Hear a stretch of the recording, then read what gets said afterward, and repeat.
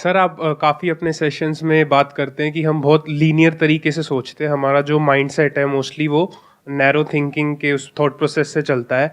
तो मैं ये पूछना चाहता हूँ कि वो कैसे हम अपने जो माइंडसेट को ऐसे कि वो सारे एस्पेक्ट्स देख सके, ऐसे सोचें, और मतलब वो है क्या ब्रॉड माइंडसेट जो सब चीज़ें देख के फिर सिचुएशंस को हैंडल कर पाए। ये क्वेश्चन इंटरेस्टिंग है जो आपने पूछा है कि ऐसा कैसे हो कि हमारी जो थिंकिंग है, जिसको मैं कहता हूं नैरो, पहले तो ये समझना पड़ेगा नैरो थिंकिंग होती क्या है, फिर आप समझ सकते हो कि हर एंगल से सोचने का मतलब क्या है।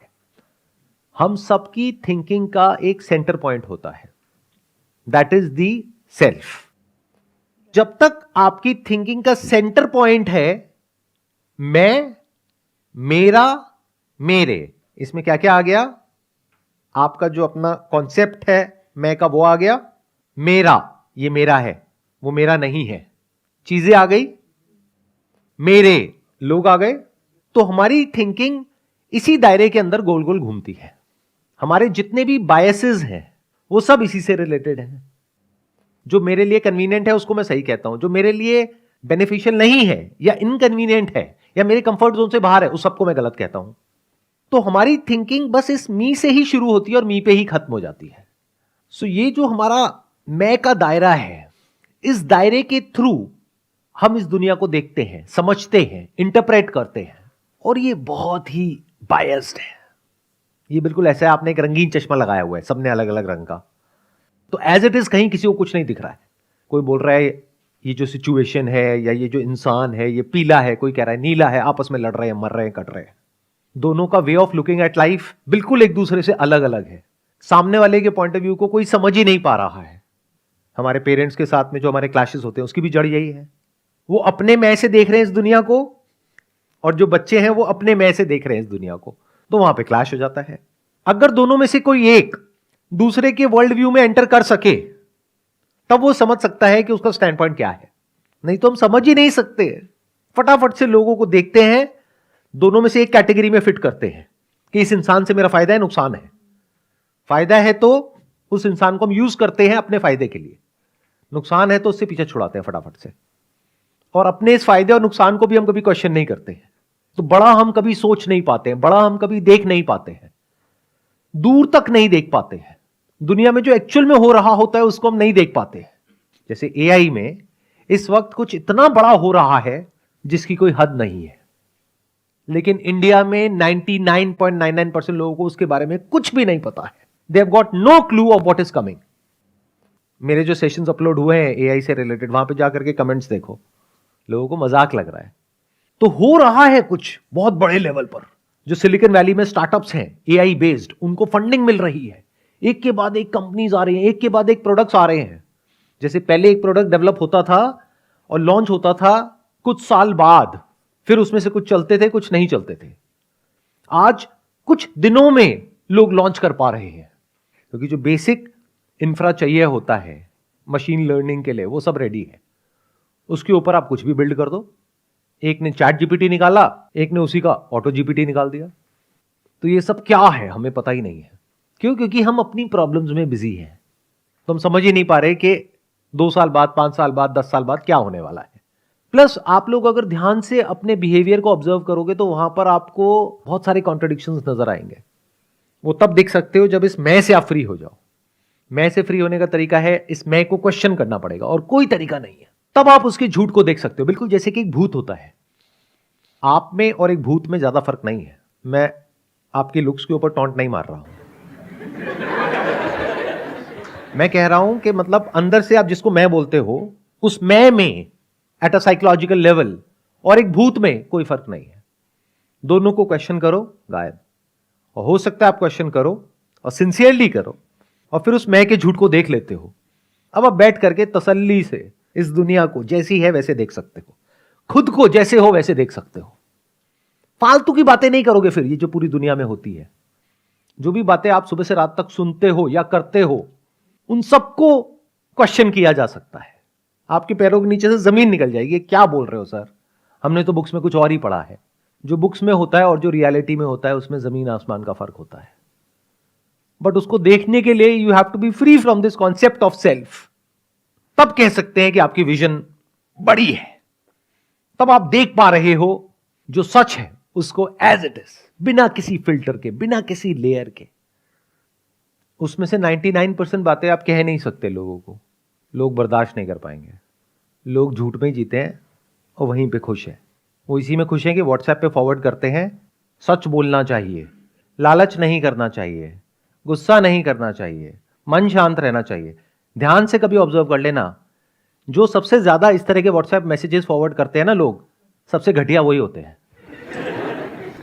किसी को बोलना पड़ रहा है कि मैं बहुत ईमानदार हूं, मैं बहुत अच्छा हूं, किसको बोलना पड़ रहा है? जो घटिया है उसी को तो बोलना पड़ रहा है, जो बेईमान है उसी को तो बोलना पड़ रहा है। जो एक्चुअल में ईमानदार होगा वो कभी कहेगा। For example, you are a male, तो आप जाकर के कहोगे कि मैं आदमी हूं, मैं आदमी हूं, मैं आदमी हूं। पागल है क्या? समझ गए? सबसे इनसिक्योर वही लोग होते हैं सर मेरे हिसाब से। अब देखो क्या हुआ, आपने कहा कि सबसे इनसिक्योर वही लोग होते हैं, बट वो लोग आपसे और हमसे अलग नहीं है ना। जी आप ही तो वो लोग हो। मतलब यही तो गड़बड़ हो जाती है। हम खुद को हमेशा बचा करके रखते हैं, इसी को नैरो विजन बोलते हैं।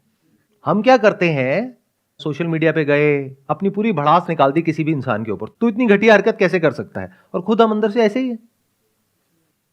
जब इस तरीके से आप चीजों को देखने लग जाते हो तो बेसिकली क्या होता है, जब आप इस मैं से फ्री होते हो ना, तो सबसे पहले तो ये डिवीजन हटता है आपके बीच में से और औरों के बीच में से।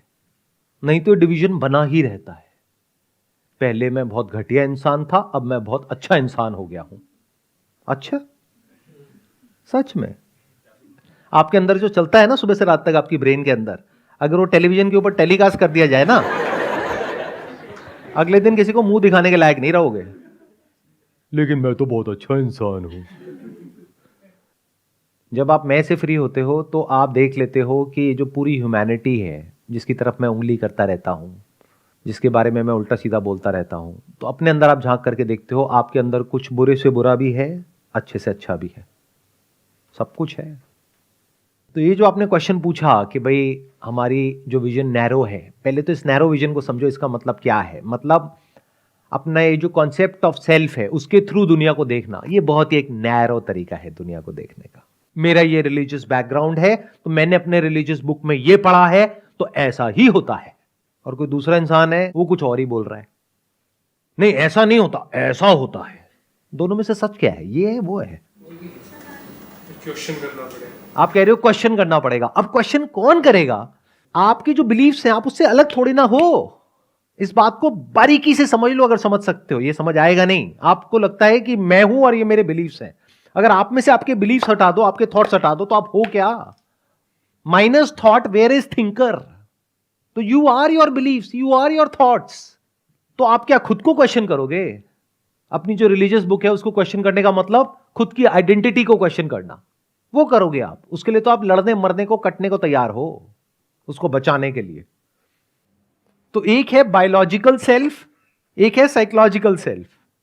मैं जब क्वेश्चन करने की बात कर रहा हूं तो मैं बायोलॉजिकल सेल्फ को क्वेश्चन करने की बात नहीं कर रहा हूं, क्योंकि वहां पे तो एक सर्वाइवल इंस्टिंक्ट है आपके अंदर, और वो होना भी चाहिए कि कोई आप पे अटैक करने को आ रहा है तो आप अपने आप को डिफेंड कर रहे हो, या उससे लड़ रहे हो, या भाग रहे हो। फाइट और फ्लाइट रिस्पॉन्स एक्टिवेट हो जाता है। That is fine, that is biological. But psychologically क्या होता है?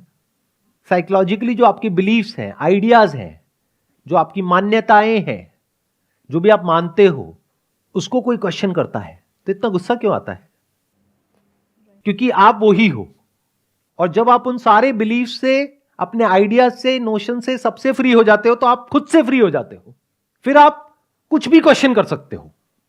अब आप डरे हुए नहीं हो और सबकी तरह, कुछ भी मान लिया, उसको पकड़ करके बैठे हुए हैं और कुछ भी बोलते चले जा रहे हैं। तो खाली हो जाओ अगर हो सकते हो तो, तब आप देख पाओगे कि एक्चुअल में इस दुनिया में क्या हो रहा है। बिल्कुल ऐसे जैसे आपकी ब्रेन है, इसको ऐसे देखो, एक मिरर के जैसी है। अब इस मिरर पे इतनी गंदगी है, इतना कुछ है कि कुछ दिखता ही नहीं है।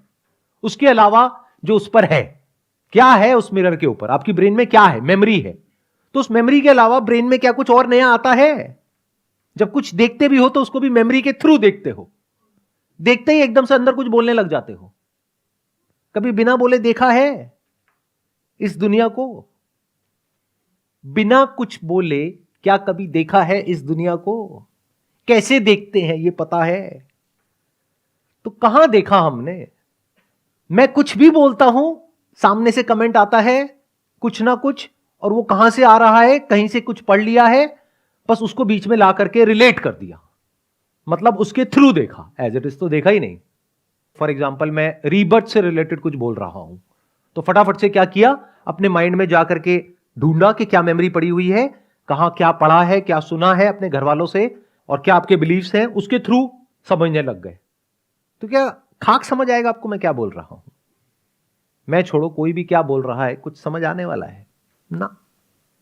अगर वो आपके बिलीफ से मैच होता है तो कहोगे वाह वाह क्या बात कह दी, और नहीं होता है तो क्या बकवास कर रहे हो। So this is called the illusion of knowledge.